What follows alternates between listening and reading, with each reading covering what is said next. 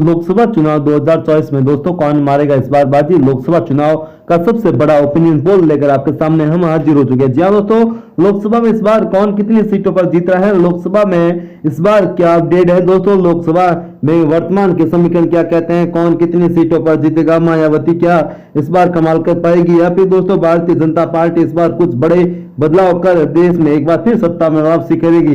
दोस्तों कौन सी सीट पर कौन मजबूत है तो कौन आगे कौन पीछे।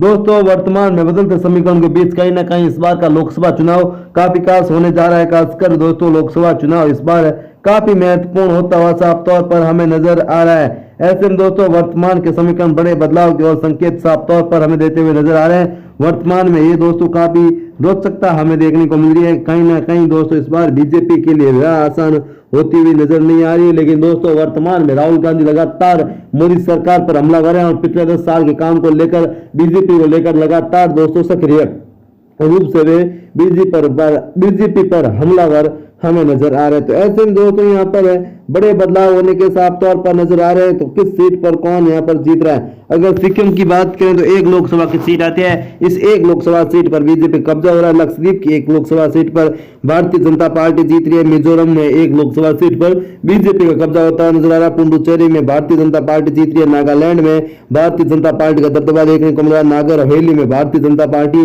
दमनदीप में भारतीय जनता पार्टी, चंडीगढ़ में भारतीय जनता पार्टी, अंडमान निकोबार में भारतीय जनता पार्टी, मेघालय में भारतीय जनता पार्टी, मणिपुर में बीजेपी, त्रिपुरा में बीजेपी। जबकि दोस्तों अगर बात करें गोवा की 2 लोकसभा सीटों पर भारतीय जनता पार्टी के पक्ष में ये सीटें जाती हुई नजर आ रही है। अरुणाचल प्रदेश में भारतीय जनता पार्टी 2 सीटों पर जीत रही है। हिमाचल प्रदेश की 2 सीटों पर हिमाचल प्रदेश की 4 सीटों पर भारतीय जनता पार्टी का कब्जा होता नजर आ रहा है। उत्तराखंड में 5 की 5 सीटें भारतीय जनता पार्टी जीत रही है।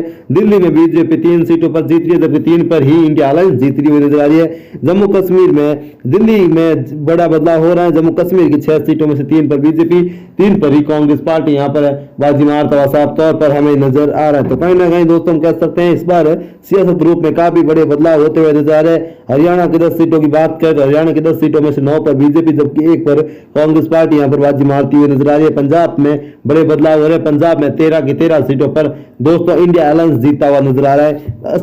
असम में 14 सीटों पर बीजेपी 10 पर, जबकि 4 पर इंडिया अलायंस जीतता हुआ नजर आ रहा है। झारखंड की बात करें तो झारखंड में भी दोस्तों 14 सीटों में से 13 पर भारतीय जनता पार्टी जीतती हुई नजर आ रही है। उड़ीसा में बीजेपी का दबदबा देखने को मिला है। जबकि राजस्थान की बात करें, राजस्थान की 25 सीटों की पर 25 की 25 पर भारतीय जनता पार्टी जीत रही है। जबकि तमिलनाडु में भारतीय जनता पार्टी का दबदबा देखने को मिल रहा है। तमिलनाडु में दोस्तों इंडिया अलायंस 39 की 39 सीटें जीतता हुआ नजर आ रहा है। तो दोस्तों ये वीडियो कैसा लगा कमेंट करके जरूर बताएं। जय हिंद।